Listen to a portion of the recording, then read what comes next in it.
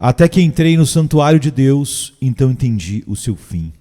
Com certeza, tu os colocaste em lugares escorregadios. Tu os lançaste na destruição. Salmo 73, 17 e 18. A falta de compreensão destruiu muitos.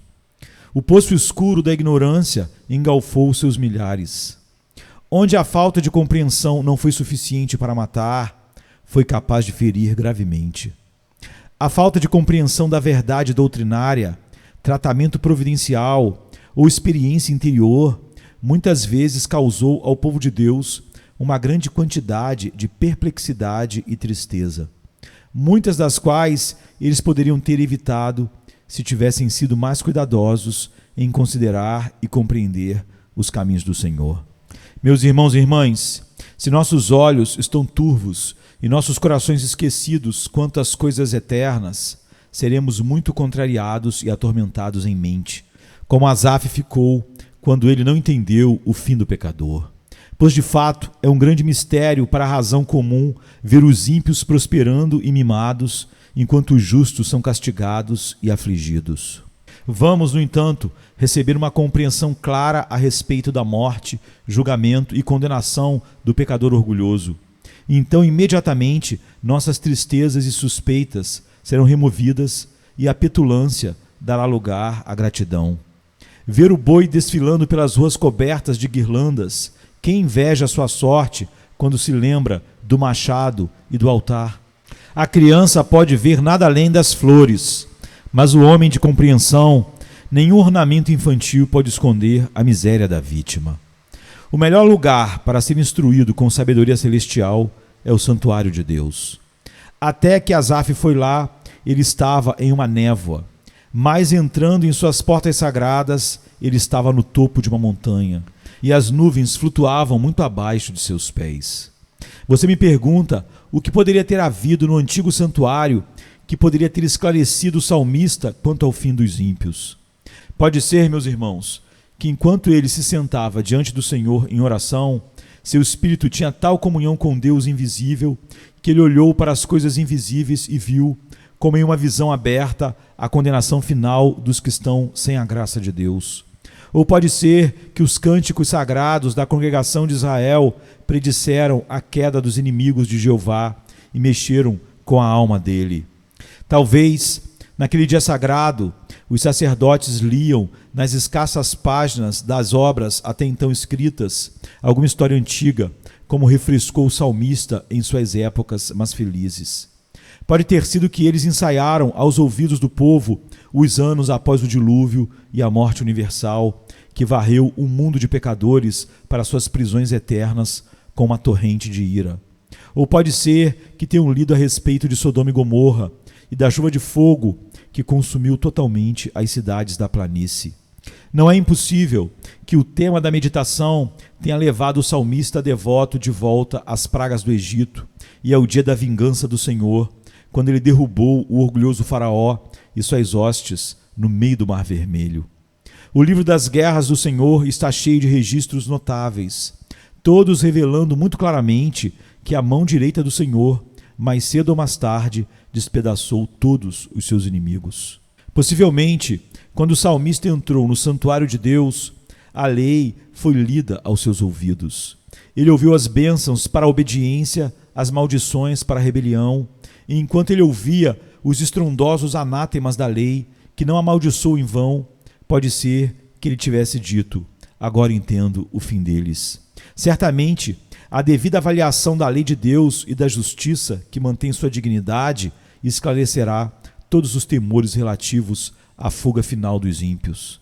Tal lei e tal juiz não permitem a menor suspeita de que o pecado sempre prosperará. Não, não.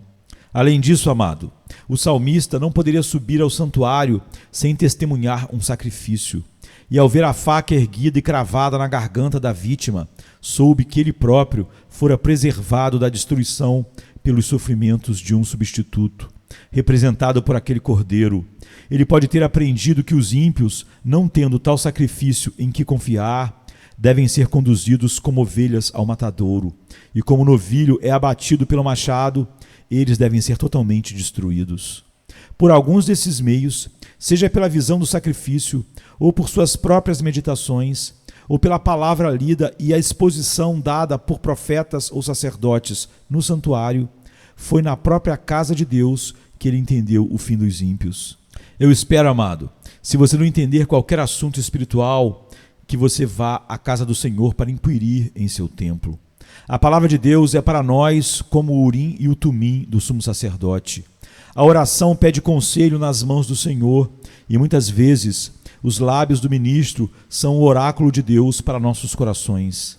Se você está aborrecido, triste ou ansioso a qualquer momento, porque a providência parece lidar indulgentemente com o vil e severamente com você, venha ao local onde a oração provavelmente será feita. E enquanto aprende a justiça de Deus e a derrubada que ele certamente irá trazer sobre o impenitente, você deve ir para a sua casa com a mente calma e disciplinada no espírito. Que você possa cantar o hino do Dr. Watts que diz: eu vi o ímpio subir e senti meu coração reclamar, enquanto tolos arrogantes, com olhos desdenhosos, em vestes de honra brilham. Os tumultos do meu pensamento me mantiveram em um escuro suspense, até que os meus pés chegaram na tua casa, para aprender a sua justiça a partir dali. Sua palavra, como luz e poder, meus erros corrigiram. Eu vi a vida do pecador antes, mas aqui eu aprendi o seu fim. Selecionamos nosso assunto para muitos fins, mas mais especialmente com um desejo ansioso de que possamos ganhar almas para Cristo, a fim de que possamos assistir a uma festa de colheita, que este possa ser o melhor dos dias para muitos, o aniversário de muitas almas imortais. O fardo do Senhor pesa sobre a minha alma hoje. Meu coração está cheio até o ponto de explodir de agonia e de desejo de que pecadores sejam salvos. Ó, que o Senhor desnude o seu braço hoje e mostre o seu poder. Ao aprofundar nosso assunto, vamos entender o fim do pecador. Vamos tirar proveito da nossa compreensão disso. E vamos, tendo recebido esse entendimento, ansiosos e sinceramente advertir aqueles cujo fim deve ser este, a menos que se arrependam. O fim do pecador, como o fim de todo homem neste mundo, é a morte. Quando ele morrer, pode ser que morra suavemente, pois muitas vezes não há obstáculos em sua morte, mas sua força é firme. Uma consciência cauterizada dá quietude à estupidez, assim como um perdão total dos pecados dá uma paz de descanso perfeito. Eles falam sobre outro mundo como se não tivessem medo. Falam de estar diante de Deus como se não tivessem transgressão. Como ovelhas, eles são colocados na sepultura. Ele adormeceu como uma criança, dizem seus amigos. E outros exclamam: ele estava tão feliz que deve ser um santo. Ah, este é apenas o seu fim aparente. Deus sabe que o repouso agonizante dos pecadores nada mais é do que a terrível calmaria que anuncia o furacão eterno. O sol se põe em cores brilhantes, mas a escuridão da noite é tempestuosa e muito, muito escura. As águas cintilam como prata quando a alma desce ao seu seio, mas quem contará os milhares de horrores que se congregam nas suas profundezas terríveis? Frequentemente, por outro lado, a morte dos ímpios não é assim pacífica. Nem sempre o hipócrita pode jogar seu jogo até o fim. A máscara escorrega cedo demais e a consciência diz a verdade. Mesmo neste mundo, com alguns homens, a tempestade da ira eterna começa a bater na alma antes de deixar o abrigo do corpo. Há então os gritos, os gemidos, que pavorosos presságios dos espíritos inquietos, que visões de julgamento, que ansiedade sondando a meia-noite do futuro banimento e ruína eterna. Há então os anseios depois de um período de vida um pouco mais longo, o apego a qualquer coisa pela mera chance de esperança. Que vossos ouvidos sejam poupados do terrível clamor do espírito quando se sente agarrado pela mão invisível e arrastado para baixo para sua condenação certa. Me coloquem trancado na prisão por meses e anos, é melhor do que ficar perto do leito de morte, como eu muitas vezes testemunhei de alguém partindo sem Deus. Eles escreveram seu memorial em meu jovem coração. As cicatrizes das feridas que eles me deram ainda estão lá. Ora, os rostos de alguns homens, como espelhos, refletem as chamas do inferno enquanto ainda vivem. Tudo isso, entretanto, é apenas de importância secundária em comparação com o que se segue à morte. Para os ímpios, há um significado terrível naquele versículo do Apocalipse. Olhei e eis um cavalo amarelo, e o nome que estava assentado sobre ele era Morte, e o inferno o seguiu. Uma desgraça já passou, mas há outras desgraças por vir. Se a morte fosse tudo, eu não estava aqui hoje falando, pois pouco importa em que estilo morre um homem, senão que ele viverá novamente. A morte do pecador é a morte de tudo em que ele teve prazer. Nada de taças de embriaguez para você de novo, nada de violino, nada de alaúde, nada de som de música, nada mais da dança alegre, nada mais da canção lasciva e alta, nada de companhia jovial, nada de blasfêmias pomposas, relações sexuais ilícitas. Todas essas coisas se foram para sempre. Ó alma, sua púrpura foi arrancada de você, as chamas vermelhas serão o seu manto. Onde está agora o seu linho fino? Porque sua nudez é assim revelada para sua vergonha e desprezo. Onde estão agora as suas delicadas mesas, ó você que se alimentava suntuosamente todos os dias? Seus lábios ressecados ansiarão em vão a gota abençoada para refrescar sua língua. Agora, onde estão suas riquezas, seu rico tolo? Seus celeiros estão, de fato, derrubados, mas você não precisa construir mais. Seu milho, seu vinho, seu óleo desapareceram como um sonho, e você é pobre, de fato, amaldiçoado com uma profundidade de pobreza, como Lázaro lambido por um cachorro nunca conheceu. A morte remove todo o prazer do sem graça, daqueles que não estão debaixo da graça. Afasta de seus olhos, ouvidos, mãos e coração tudo que possa lhe trazer consolo. Os cruéis moabitas da morte cortarão toda a bela árvore de esperança e encherão com grandes pedras todo o poço de conforto. Nada restará para o espírito a não ser um deserto sombrio, desprovido de toda alegria ou esperança, que a alma deve percorrer com os pés cansados para todo sempre. E isso não é tudo. Vamos entender seu fim ainda mais longe. Assim que o pecador morre, ele se apresenta diante do tribunal de Deus em seu estado desencarnado. Esse espírito impuro é colocado diante dos olhos ardentes de Deus. Seus feitos são bem conhecidos por ele mesmo. Ainda não é necessário abrir os grandes livros. O movimento do dedo eterno o convida a seguir seu caminho. Para onde isso pode ir? Não ouse subir ao céu. Só há uma estrada aberta. Ela afunda até seu lugar designado. A expectativa de um tormento futuro atormenta a alma com o inferno que se autoacendeu. A consciência se torna um verme que nunca morre e sempre rói. A consciência, eu digo, clama nas almas dos homens. Agora, onde estás? Você está perdido, e este seu estado perdido você trouxe sobre si mesmo. Você ainda não foi julgado, diz a consciência, mas está perdido, pois quando esses livros forem abertos, você sabe que seus registros irão condená-lo. A memória desperta e confirma a voz da consciência. É verdade, diz ela, é verdade. Agora a alma se lembra dos seus 1000 defeitos e crimes e escuridão. O julgamento também sacode seu sono. Levanta sua balança e lembra ao homem que a consciência não clama errado. A esperança foi destruída, mas todos os medos estão vivos e cheios de vigor. Como serpentes com 100 cabeças, eles picam o coração por completo. O coração se curvou em inúmeros gemidos de pavor dentro de si. A terrível trombeta logo soará, meu corpo se erguerá. Devo sofrer tanto no corpo quanto na alma, por todos os meus pecados.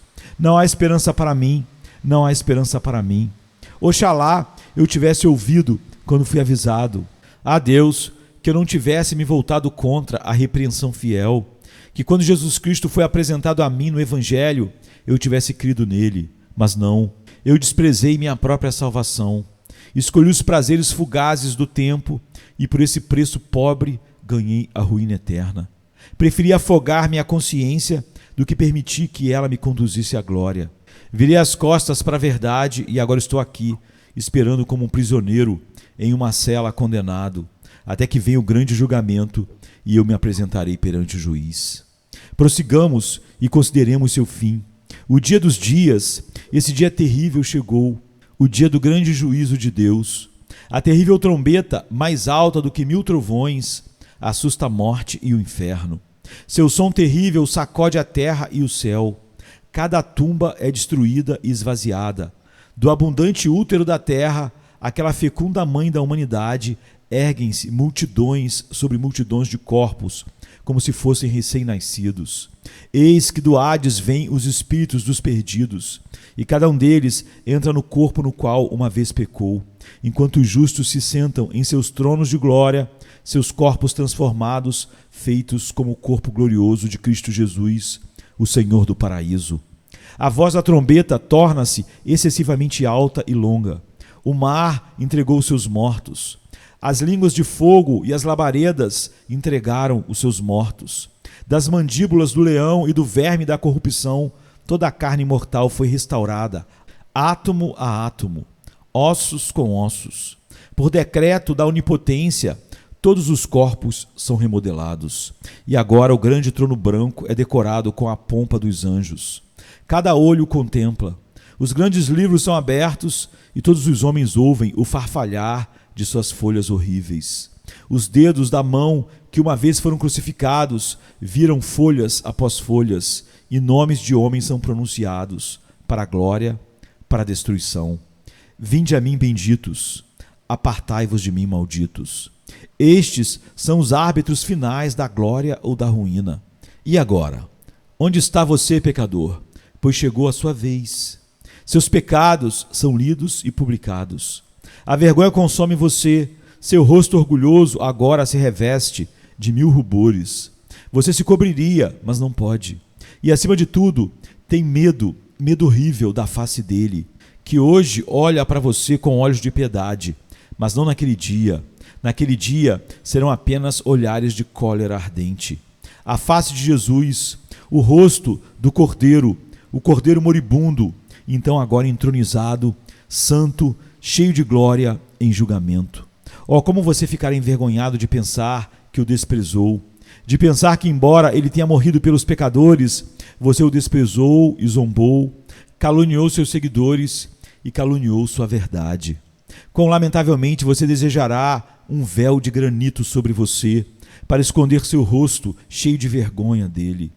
Pedras me escondam, montanhas caiam sobre mim, esconda-me da face daquele que está sentado no trono, é o que diz Apocalipse. Mas não haverá nada, nada que te esconda. Onde, ó pecadores, vocês buscarão abrigo nos destroços do mundo? Devem ser lançadas pedras caindo sobre você. Veja rochas, como neve se dissolvendo, mas não te cobrindo. Ó pecador, isso é apenas o começo do fim, pois agora sua frase foi lida, sua sentença foi lida, sua condenação foi proclamada. O inferno abre suas largas mandíbulas e você cai na destruição. Onde você está agora? Corpo e alma, casados novamente em uma união eterna. Tendo pecado juntos, agora devem sofrer juntos, e isso para sempre. Não consigo imaginar. A tinta mais profunda da imaginação humana não pode pintar essa noite tão escura. Não posso retratar a angústia que a alma e o corpo devem suportar. Cada nervo é uma estrada para que os pés quentes da dor viajem. Cada poder mental é uma fornalha ardente, aquecida 7 vezes mais, mas quente com as chamas da furiosa miséria eterna. Ó meu Deus, livra-nos de nunca saber disso em nossas próprias pessoas. Vamos agora fazer uma pausa e revisar o assunto. Cabe a nós lembrar o fim último do pecador, que é absolutamente certo. A mesma palavra que diz, aquele que crê será salvo, torna também igualmente certo e claro que aquele que não crê já está condenado. Se Deus é verdadeiro, os pecadores devem sofrer. Se os pecadores não sofrem, então os santos não têm glória. Nossa fé é vã, a morte de Cristo foi vã e podemos muito bem permanecer confortavelmente em nossos pecados.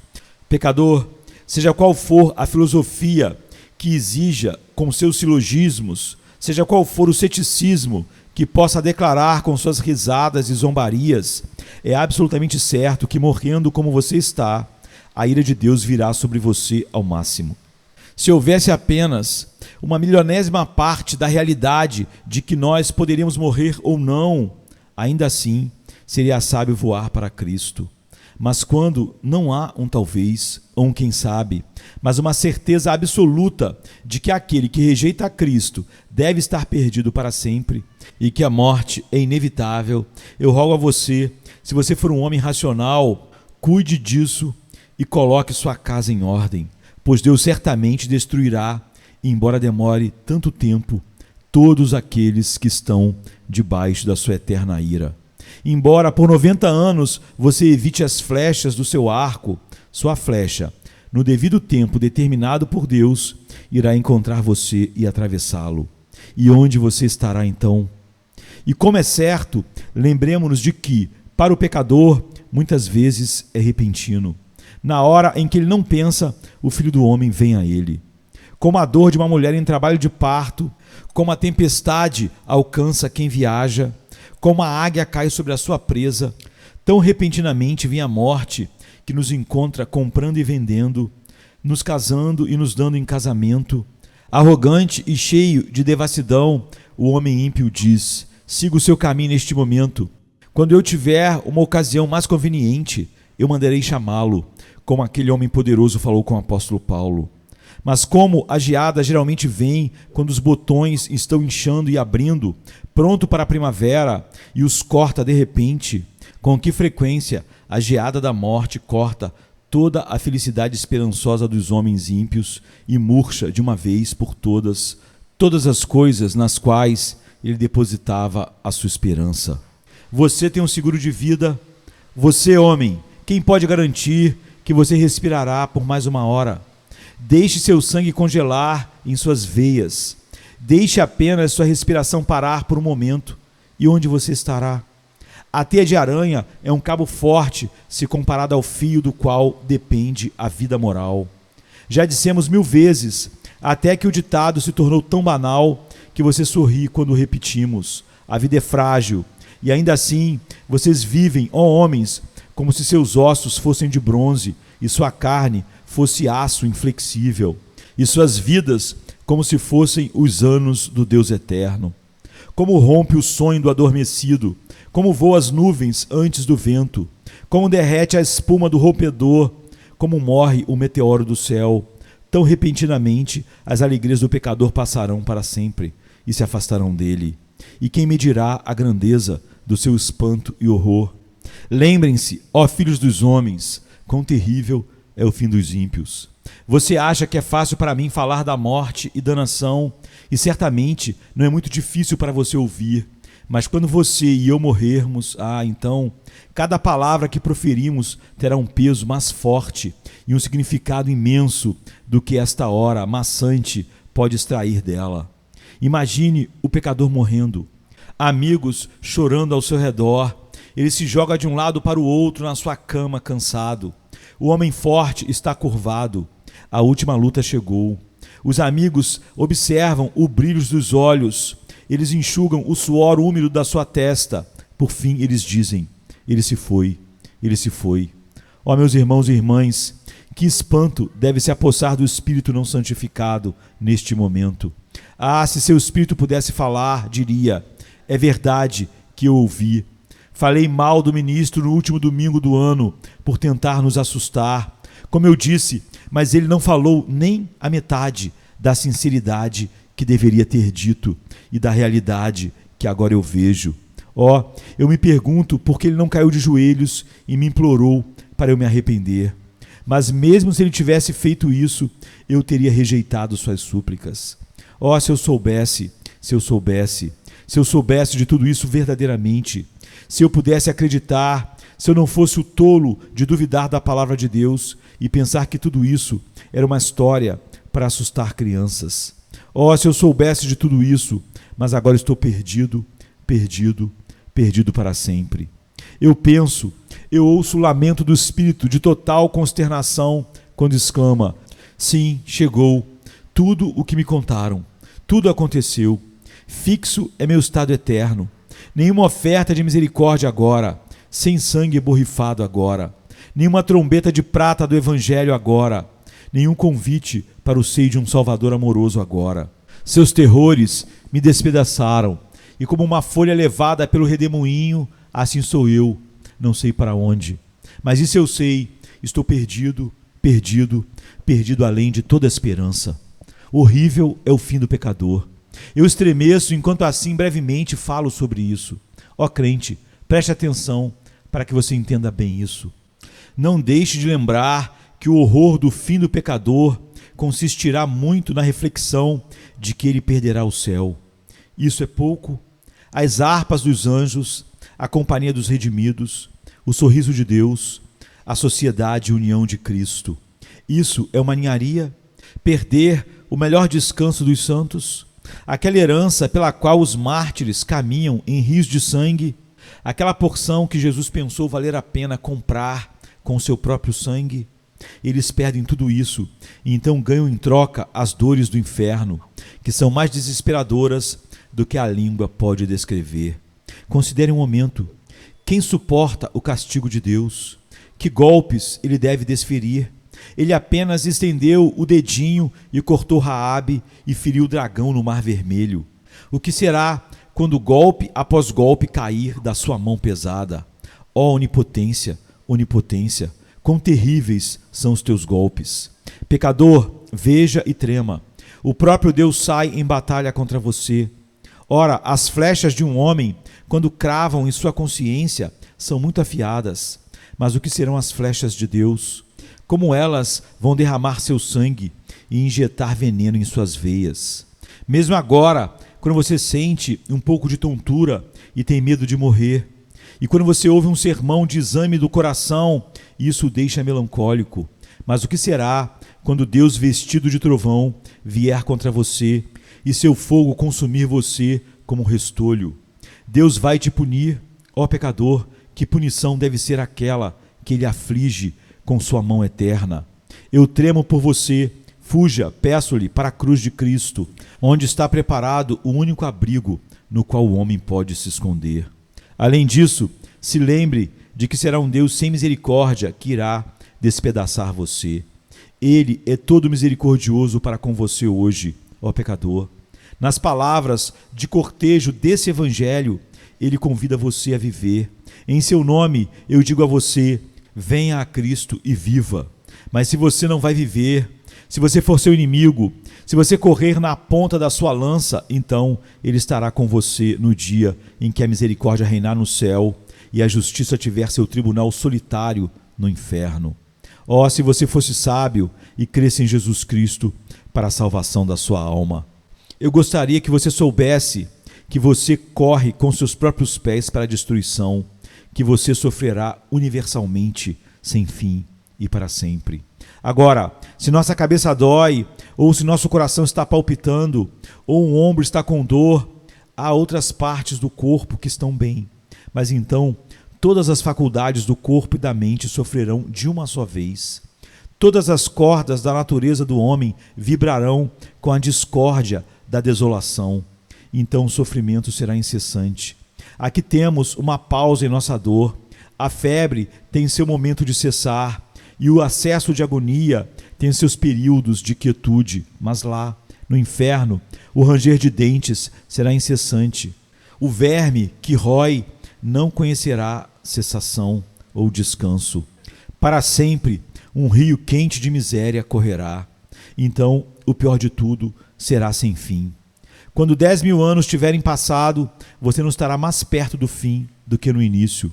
Quando milhões se amontoarem sobre milhões, ainda assim, a ira estará por vir, tanto como se não tivesse havido ira nenhuma ainda.